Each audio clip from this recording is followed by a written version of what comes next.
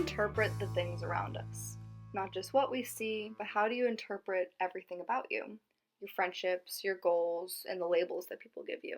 Today, we're diving into a communication theory that explains exactly what that is: symbolic interactionalism.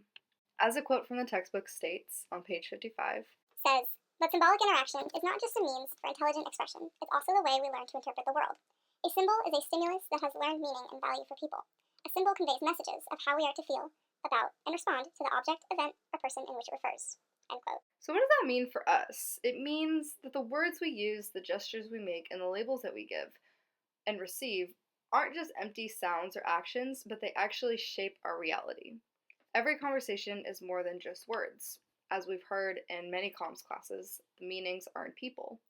That is a constant process of negotiating methods that affect who we are and how we see ourselves.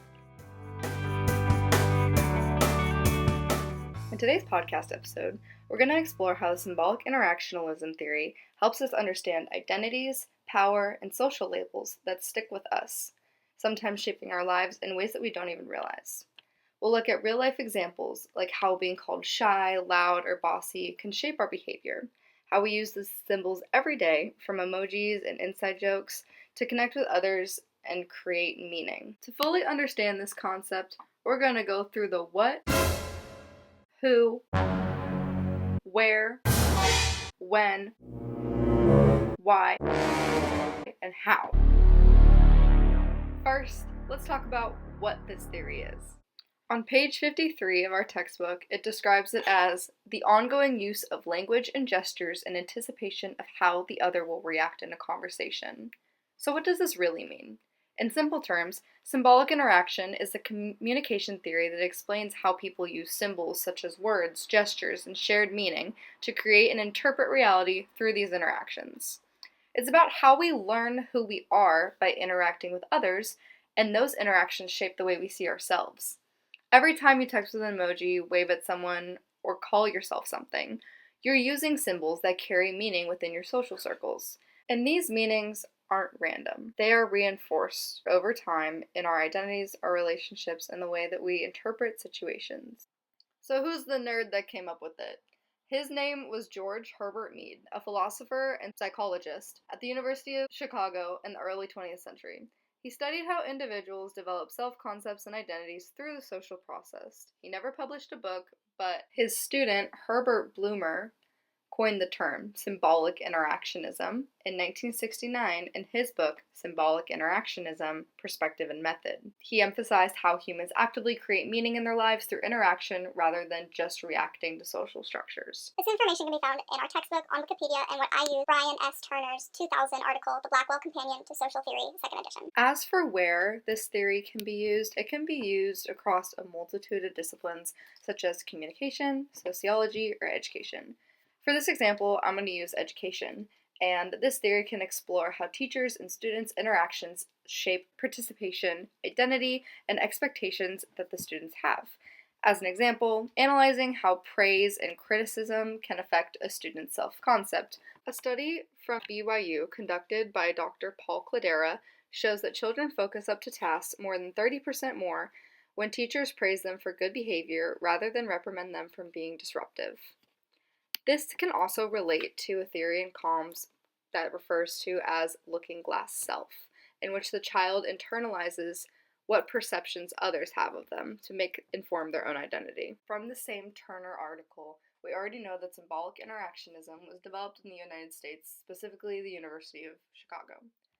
But Mead's ideas were developed during the 1920s and the 1930s, with his lectures going into 1934, though finally in 1969, Blumer formally named and advanced the theory. So this answers the when was symbolic interaction developed. It became popular in the 1970s and the 1980s, which remains widely used in communication, sociology, and social psychology today. But why was this theory developed in the first place? This theory was originally intended to answer how people develop self-concepts and interpret the world through social interaction. In Cynthia Vera's 2024 EBSCO research article, the theory was designed to understand how people create and negotiate the meaning in everyday life. how labels and roles are formed, and how these affect behavior and identity. In this article, Verha explains how different discovery phases explain a framework proposing 3 stages of self-discovery. First, through imitation, or the play stage. Second, understanding the roles, which is the game stage. And then recognizing societal expectations, which is a generalized other stage that happens over time in someone's life. Now, after understanding this, how is symbolic interactionism theory used in our everyday lives? Every conversation, you have symbolic interactionism in action. Every time you interpret someone's words, gestures, or even a small smile, you're using those symbols to create meaning.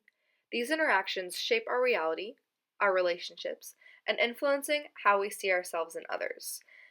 As you may know, similarly relates to looking glass self and the self-prophecy theory that we've discussed in our textbook before. We can also use this theory to analyze social issues. Researchers of symbolic interactionism use this to study labeling theory, like what happens when someone's labeled a criminal or gifted. These labels really just create symbols, but cause the meaning and impact how people are treated and how they understand and see themselves. This information was found in the Philosophical Quarterly 2024 article, Playing with Labels, Identity Terms as Tools for Building Agency. This can also be used to understand stigma and how our social problems are defined and negotiated through intelligent conversations, or lack thereof, with each other. In modern context, we see a lot of this online. It helps us analyze how likes, comments, emojis, and TikTok trends act as digital symbols to create meaning in our lives. So whether you're chatting with a friend, navigating labels in society, or scrolling through Instagram, symbolic interactionism is there. It helps us understand how communication shapes who we are and how we live in the world. Before I wrap up this podcast, I'd like to do a little bit of a game, which is going to be 2 questions, one being true or false, and the other one being an ABC question. First off is going to be our true or false question. An example. You walk into your first day at a new job. You notice that everyone is dressed formally, speaks politely, and uses specific work jargon. As an example, pipeline, deliverables. You adjust your own speech, posture, and clothing in the coming days to match what you see, wanting to fit into the group. True or false? Is this an example of social interactionism? The answer is true. Alright, moving on to our second question. Which of these does not correlate to symbolic interactionism theory?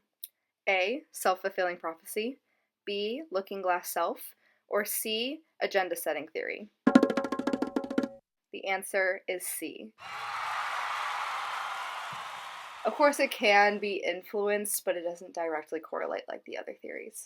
Thank you for joining us in today's podcast episode. I was really excited about this topic, and I chose symbolic interactionism not only because it wasn't covered in our course, but it also connects to my interest in how communication shapes our identities and relationships with each other.